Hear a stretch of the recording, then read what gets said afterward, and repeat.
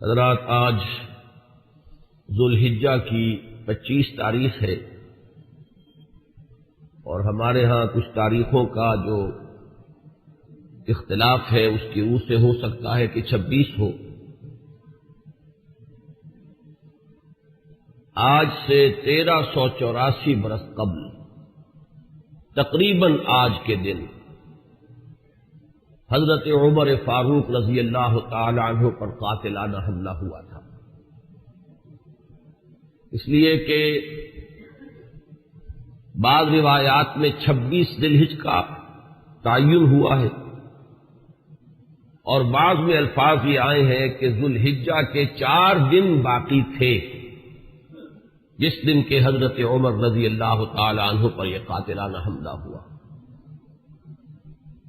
حج سے واپسی کو ابھی چند ہی دن ہوئے تھے اور اسی سفر حج کے دوران حضرت عمر رضی اللہ تعالی عنہ نے ایک موقع پر زمین پر لیٹ کر اور ہاتھ آسمان کی طرف پھیلا کر اللہ سے دعا کی تھی کہ پروردگار، میری ذمہ داریاں بہت بڑھ گئی ہیں، اب میرے اعضاء میں ضعف ہے، میں کمزوری محسوس کر رہا ہوں، رعیت بہت بڑھ گئی ہے جس کی ذمہ داری ہے، تو مجھے تو اپنے پاس بلا لے اور اٹھا لے اس سے پہلے کہ میں اپنی ان ذمہ داریوں کے بارے میں مسئول بن جاؤں اور ان کا حق ادا نہ کر سکوں۔ تو روایات میں آتا ہے کہ اس کے بعد چند ہی دن اس دنیا میں انہوں نے بسر کیے ہیں، اس کے بعد یہ قاتلانہ حملہ ہوا۔ 3 دن آپ زندگی اور موت کی کشمکش میں مبتلا رہے ہیں۔ ابو لولو فیروز ایک مجوسی ایرانی غلام تھا حضرت مغیرہ ابن شعبہ کا رضی اللہ تعالی عنہ۔ حضرت عمر نے خاص قاعدہ بنایا ہوا تھا، غیر مسلموں کے مدینے میں داخلے پر پابندی تھی۔ حضرت مغیرہ ابن شعبہ نے خاص طور پر سفارش کر کے حضرت عمر سے اجازت حاصل کی ابو لولو فیروز کے لیے کہ اسے مدینے میں آ کر کام کرنے کی اجازت دی جائے، اس لیے کہ وہ بہت سے فنون سے واقف ہے۔ حضرت عمر نے اجازت دے دی۔ چند دنوں کے بعد وہ فریادی بن کر حاضر ہوا حضرت عمر رضی اللہ تعالیٰ عنہ کی خدمت میں کہ میرے آقا جو ہیں حضرت مغیرہ ابن شعبہ رضی اللہ تعالی عنہ، وہ مجھ سے بہت زیادہ ٹیکس وصول کرتے ہیں۔ یعنی یہ معاملہ تھا کہ جو غلام ہوتے تھے وہ اپنا کام کرتے تھے لیکن اپنی آمدنی میں سے ایک حصہ وہ اپنے ان آقاؤں کو دیتے تھے کہ جن کی وہ غلامی میں تھے۔ تو حضرت مغیرہ ابن شعبہ نے جو مقدار مقرر کی 2 درہم روزانہ، اس پر اس نے احتجاج کیا کہ یہ بہت زیادہ ہے۔ حضرت عمر رضی اللہ تعالیٰ عنہ نے اس سے سوال کیا کہ تم کیا کیا کام جانتے ہو؟ جب اس نے گنوائے کہ میں یہ کام جانتا ہوں تو حضرت عمر نے فیصلہ کیا کہ پھر یہ 2 درہم روزانہ زیادہ نہیں۔ اس پر وہ بہت غضبناک ہوا۔ حضرت عمر نے بھی اس سے ایک فرمائش کی کہ میرے لیے ایک ایسی چکی بنا دو جو ہوا سے چلتی ہو اور وہ آٹا پیسے۔ تو اس نے اسی غصے میں یہ کہا کہ ہاں، آپ کے لیے تو میں ایسی چکی بناؤں گا جس کی یاد رہتی دنیا تک باقی رہے۔ اس پر حضرت عمر نے جب وہ چلا گیا تو جو لوگ مجلس میں حاضر تھے ان سے آپ نے فرمایا کہ یہ شخص مجھے قتل کی دھمکی دے گیا ہے۔ لیکن نوٹ کیجئے کہ اسلام نے جو نظام دیا ہے نوع انسانی کو، وہ نظام جو محمد الرسول اللہ صلی اللہ علیہ وسلم نے عطا فرمایا، اور جیسا کہ میں نے بارہا عرض کیا ہے کہ اگر اس کو پوری طرح شباب میں دیکھنا ہو، للی ان بلوم جسے کہتے ہیں انگریزی میں، ایک پھول پوری طرح کھل گیا ہو، اگر وہ نظام اس کیفیت میں آپ دیکھنا چاہیں تو وہ در حقیقت خلافت عمر فاروق کا دور ہے رضی اللہ تعالی عنہ۔ وہ تمام خصائص، وہ تمام برکات جو اس نظام میں ہیں، نظام عدل اجتماعی، وہ اپنے نقطۂ عروج پر نظر آتے ہیں حضرت عمر فاروق رضی اللہ تعالی عنہ کے عہد خلافت میں۔ اسی نظام کا ایک پہلو یہ بھی ہے کہ انسان طبعاً آزاد ہے، اس کی آزادی پر کوئی قدغن، کوئی بندش بغیر کسی ثبوت کے نہیں لگائی جا سکتی۔ خود حضور صلی اللہ علیہ وسلم کے زمانے کا ایک واقعہ ہے کہ کسی شخص کو، مدینے کے کسی شخص کو کسی شبہ میں گرفتار کیا گیا۔ حضور خطبہ دے رہے تھے کہ ایک شخص نے کھڑے ہو کر کہا کہ میرے پڑوسی کو کس جرم کی پاداش میں گرفتار کیا گیا۔ حضور نے اعراض فرمایا، اس کی بات کا نوٹس نہیں لیا، دوسری طرف آپ نے رخ کر لیا، وہ ادھر پھر آ گیا، اس نے پھر سوال کیا تو حضور نے فوراً حکم دیا کہ اس کو رہا کر دیا جائے۔ یعنی یہ کہ اگر کوئی ثبوت موجود نہیں ہے تو معلوم ہوا حضور صلی اللہ علیہ وسلم کے اس طرز عمل سے کہ پھر واقعتاً اس کو گرفتار رکھنا، اسیری میں رکھنا، محبوس رکھنا پھر یہ صحیح نہیں ہے، بلکہ اس کو رہا کر دیا جانا چاہیے۔ یہی معاملہ ہمیں نظر آتا ہے اپنی اس آخری تکمیلی شان میں کہ حضرت عمر یقین کے ساتھ یہ بات کہہ رہے ہیں کہ یہ شخص مجھے قتل کی دھمکی دے گیا ہے، اور عمر فاروق رضی اللہ تعالی عنہ کوئی عام انسان نہیں ہے۔ 10 برس سے زائد عرصہ ہو چکا ہے کہ اسلام کی چکی جو چل رہی ہے تو اس کے مرکز جو ہے اس کے، جیسے کہ میں نے مثال دی تھی کہ حضرت علی رضی اللہ تعالی عنہ نے جب ایک موقع پر فارس کے محاذ پر، ایران کے محاذ پر صورتحال کچھ مخدوش ہو گئی تھی تو حضرت عمر نے یہ ارادہ کیا تھا کہ وہ خود محاذ پر جائیں اور مسلمان افواج کی کمان خود کریں، تو حضرت علی نے مخالفت کی تھی اور انہوں نے مشورہ دیا تھا اور یہ الفاظ فرمائے تھے کہ آپ کا اپنی جگہ سے ہل جانا یہ تو پورے اس نظام کے درہم برہم کرنے کا سبب بن سکتا ہے، اور یہی تشبیہ دی تھی کہ چکی اسی وقت تک چلتی ہے جبکہ اس کی وہ کلی اپنی جگہ پر قائم رہے۔ تو آپ کی مثال تو اس پورے نظام کے لیے اس کلی کسی ہے۔ تو 10 برس تک وہ چکی جو ہے گھوم رہی تھی اسی شخصیت کے گرد، اور کتنے فتوحات کا دائرہ کہاں سے کہاں تک پہنچا تھا۔ اتنی بڑی کوئی سلطنت اس سے پہلے تاریخ انسانی میں کبھی وجود ہی میں نہیں آئی تھی، لیکن یہ کہ اس کے باوجود کہ اتنی عظیم سلطنت کے ذمہ دار ترین فرد ہیں حضرت عمر،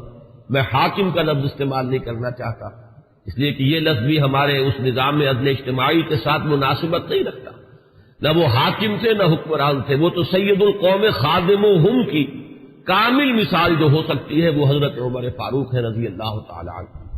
لیکن یہ کہ اس نظام کی ذمہ دار ترین شخصیت ہے حضرت عمر، لیکن انہوں نے اپنے حفاظت کا کوئی اہتمام نہیں کیا، کوئی باڈی گارڈ کا انتظام نہیں کیا، دوسری طرف یہ کہ اس شخص کو قید نہیں کیا، اسے مدینے سے شہر بدر نہیں کیا،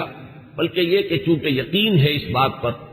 کہ زندگی اور موت اللہ کے ہاتھ میں ہے، لہذا وہ ہمیں نظر آتا ہے کہ ایک طرف توکل اس کی یہ شان ہے، دوسری طرف فراست کا یہ عالم ہے کہ اس کے اس جملے کی بات آپ نے پالی ہے کہ یہ مجھے قتل کی دھمکی دے گیا ہے،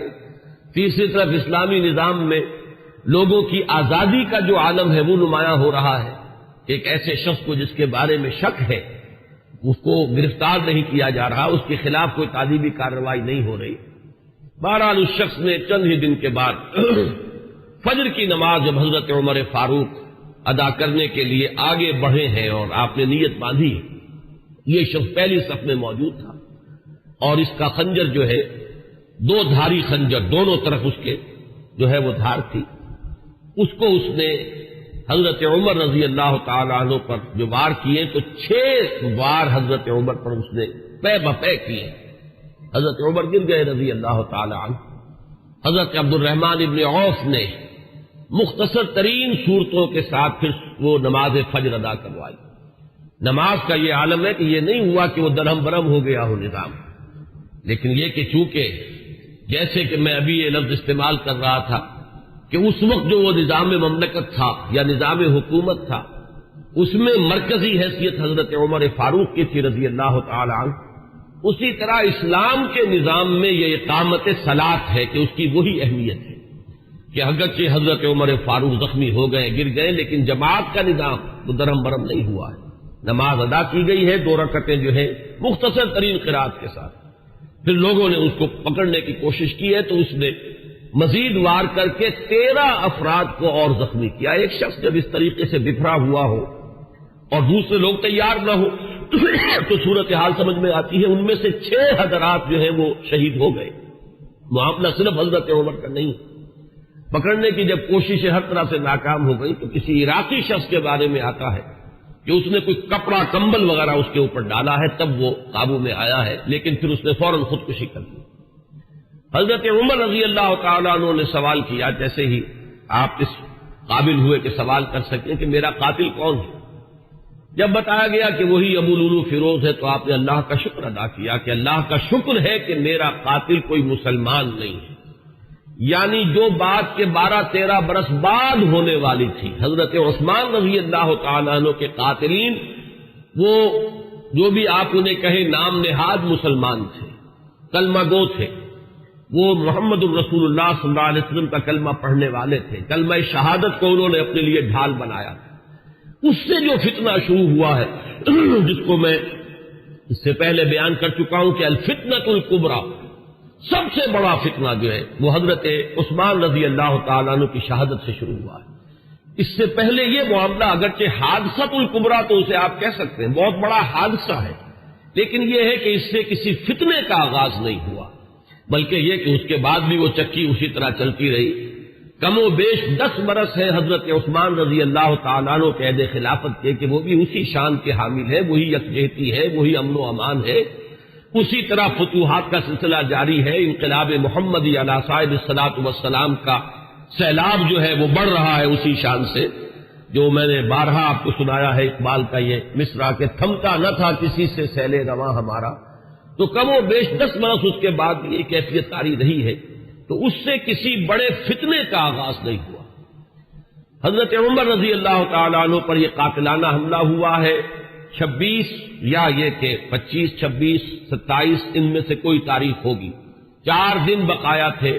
اب اگر 30 کا مہینہ ہو تو اس کی تاریخ اور بن جائے گی، 29 کا ہو تو کچھ بدل جائے گی، تقریباً وہ آج کا دن ہی پڑتا ہے، اور یہ ہے سن 23 ہجری۔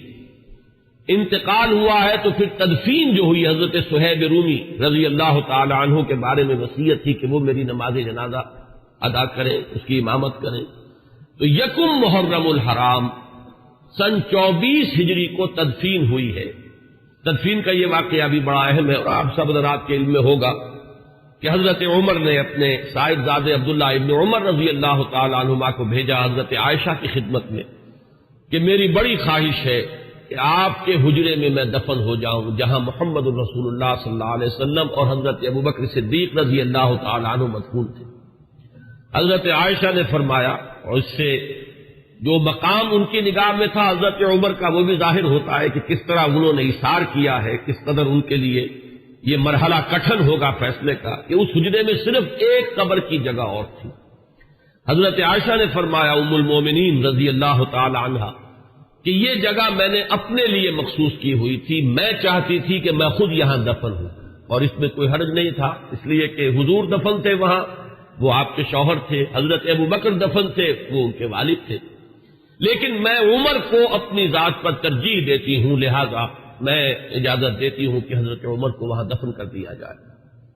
جب حضرت عمر کے پاس واپس آئے حضرت عبداللہ ابن عمر اور آپ نے پوچھا ہے کہ کیا جواب لائے، اور جواب دیا گیا کہ اجازت ہو گئی ہے، تو فرمایا کہ یہ آخری آرزو تھی زندگی کی، اللہ کا شکر ہے کہ وہ پوری ہو گئی۔ یہ جو حادثہ فاجعہ ہے، جہاں تک اس کے تاریخی پس منظر کا تعلق ہے وہ میں نے بارہا بیان کیا ہے، اور وہ در حقیقت سمجھ میں آتا ہے فلسفہ انقلاب کی روشنی میں۔ اگر فلسفہ انقلاب سامنے ہو تو یہ تمام واقعات جو ہے آئسولیٹڈ ایونٹس کی حیثیت سے پھر سامنے نہیں آتے، علیحدہ علیحدہ واقعات اور حوادث نہیں ہے، بلکہ یہ کہ ان کے مابین ایک ربط جو ہے وہ سامنے آ جاتا ہے۔ یہی فرق ہے تاریخ اور فلسفہ تاریخ میں۔ تاریخ اپنی جگہ ایک شعبہ علم ہے، اور فلسفہ تاریخ اپنی جگہ ایک مستقل فن ہے۔ تاریخ میں واقعات جو ہے وہ پیش نظر ہوتے ہیں، اور فلسفہ تاریخ جو ہے وہ ان واقعات کا پس منظر، ان کے اسباب و علل، ان کے عواقب و نتائج، پھر ان کے مابین ربط اور تعلق جو ہے وہ ان کو تلاش کرتا ہے۔ ظاہر بات ہے کہ اس دنیا میں جو حوادث رونما ہوتے ہیں، جو واقعات ہیں، کوئی نہ کوئی ان کے اسباب کا سلسلہ ہوتا ہے، کہ جیسے آپ کو معلوم ہے کہ فساد خون ہے تو پھوڑا کہیں ادھر نکل آیا، کہیں ادھر نکل آیا، کہیں ٹانگ پہ نکل آیا، کہیں بازو پر نکل آیا، تو وہ علیحدہ علیحدہ پھوڑے نظر آتے ہیں، لیکن یہ کہ ایک طبیب جانتا ہے کہ در حقیقت یہ ایک ہی مرض ہے جس کا کہ یہ ظہور ہو رہا ہے، سبب ایک ہے، یہ سلسلہ اندر جو ہے جڑا ہوا ہے۔